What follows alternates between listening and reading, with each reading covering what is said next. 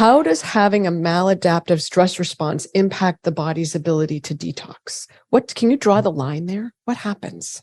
Yeah, there's a lot of different ways of looking at it. I think one of the most interesting ways is Dr. Robert Navio's work on cell danger response, so our mitochondria, which are effectively the powerhouses of our cells. Many people will be familiar with the mitochondria having the responsibility for making energy, but they have a second purpose, and that second purpose is danger signaling. And so when there is a physiological or a psycho-emotional or some kind of danger or threat to our system, our mitochondria, rather than making energy, like the raw ingredients of what our body needs to heal, to detox, to function, to do all the things that we need to do day to day, that energy production becomes deprioritized so our body can focus on the danger signaling, i.e. to be able to spread the message of the maladaptive stress response within and between our cells. And so not only does this have a big impact in terms of physical energy, and it's one of the things we see a lot with fatigue-related conditions, that when we're in a maladaptive stress response, the body's ability to make energy is impacted, but also then all of the kind of downstream things that happen from making energy. So, for example, when we're sequencing intervention, for example, with fatigue conditions. So let's say that someone has a mycotoxins issue, and we want to do a protocol which is going to help support the body in terms of detoxing. To be able to do that, the system has to be strong enough in the first place. And so we often will have patients that come to us that will say, I've tried doing protocols and I can't do them. Every time that I start a protocol like this, I feel so incredibly unwell. And it's not like I just need to ride the feeling unwell and then I start to feel better. I just feel horrendous until I stop the intervention. And then I feel no benefit from having been through weeks or months of feeling horrendous. Mm-hmm. And so in that instance, we're looking at a couple of things. One, do we need to build more capacity and more resilience in the body to be able to do the protocol in the first place? Mm-hmm. The second thing that we're often looking at, going back to your question also around the maladaptive stress response, that one way to think about it is that if you imagine, so back in, I think it was 2007, there were there were bombings on the London Underground. And prior to that, people would leave like their gym bag on the tube or the London Underground, and people go, oh, someone's left their gym bag or whatever. Mm-hmm. And then there was a massively heightened awareness of the risk of a bomb. And so someone would leave a completely unintentionally leave a bag on the Underground, and the whole network would shut down. And this happened many, many times, that there was a very heightened danger response to threat because of what had happened. Our immune system responds in the same way. It becomes hypersensitive. So when our nervous system is significantly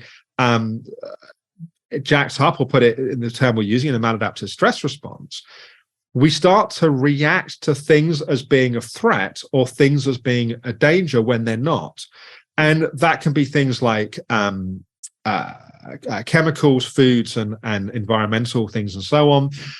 But it can also be the very interventions that we're using to support healing, because our system is seeing them as a threat when they may not actually be. And so this is where we often find, by working to regulate the system and to calm down that maladaptive stress response, not only is the body's capacity for self-healing improved, but also people's tolerance of intervention goes up significantly as well. So can we talk about how you do that with people? What I'm hearing is you want to shut down the danger response that people have so that they can go into a more functional response. But how do you get from A to Z? Yeah.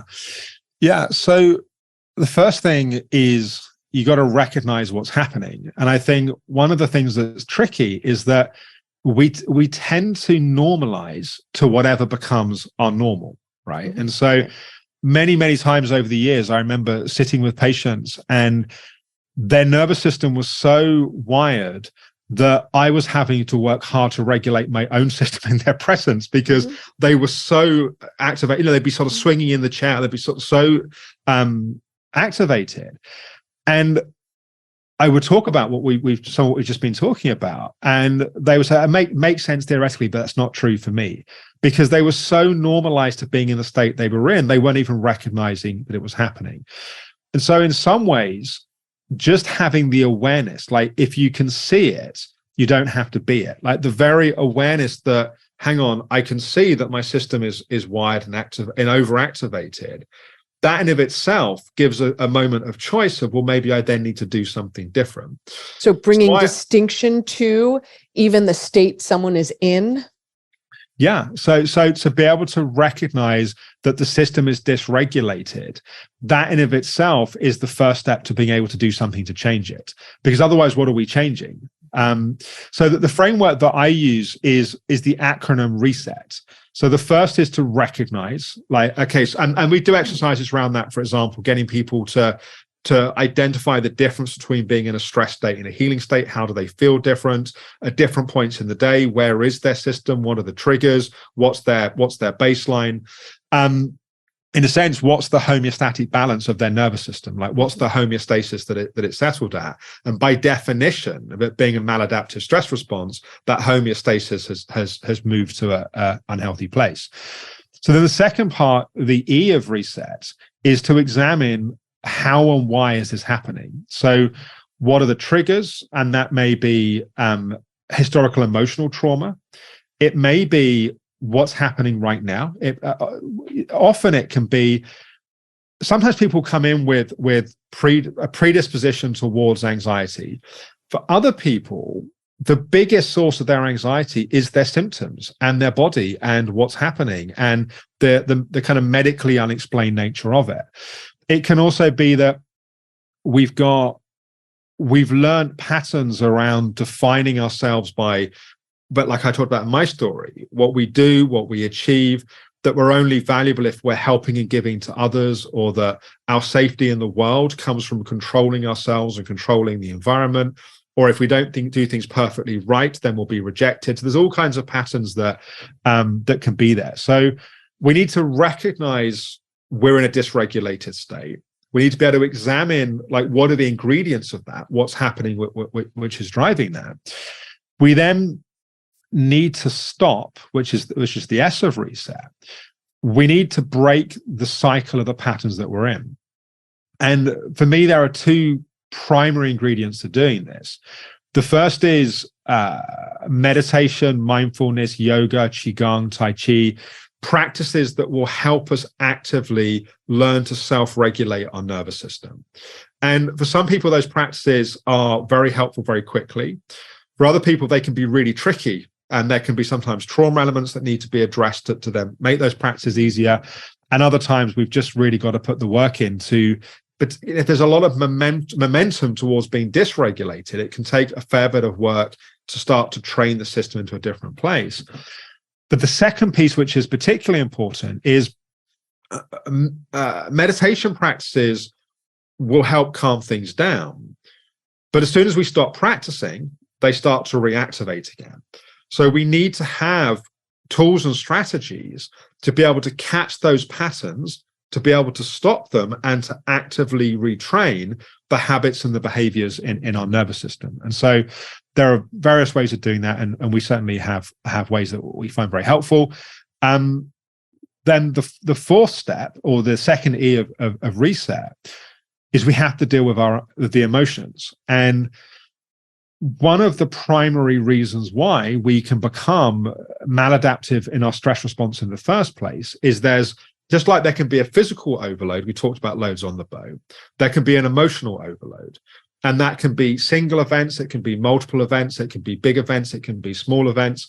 But in a sense, we have a whole load of unprocessed emotional history. It's almost like a big black sack of stuff that we're kind of lugging around, and every so often it kind of explodes out. And because that's so overloading in our body, we escape into our minds to get away from those feelings. So one of the things that's often fueling the overthinking and the dysregulated nature of a maladaptive stress response is a way of moving away from those emotions and feelings that haven't been processed. And so learning to metabolize, to process, to digest, to heal that underlying trauma is often very important in terms of getting a lasting change in the nervous system. Otherwise, we're constantly having to work to rebalance it. But when we do that deeper work, what we find is that there's a new homeostasis that effectively then takes form.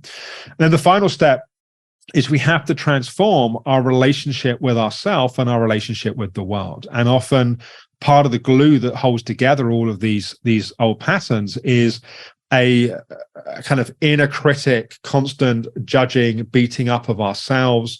And so as we become more in contact with our feelings, often we're a little bit more vulnerable and sensitive in a good way. And so we need to make sure that we get space from that, but also to learn to meet our own kind of core emotional needs for ourselves. So there's a kind of sequencing ultimately of awareness, having strategies to break the cognitive elements, working with the emotional elements, and then figuring out what it means to live our life from that new place. This is fascinating, Alex, because if you think about it, most of what you're talking about at some level is accessible to everyone, which I believe goes back to your passion about making it accessible to everyone, because you can do this work without thousands of dollars of therapy, and you can get Tai Chi online and you can get Qigong online. You can do almost all of this pretty easily. Easy might not be the right word, but it's accessible. And yes. So that's what's really striking to me. And then the other part to this is nowhere in this are you reliant upon a diagnosis.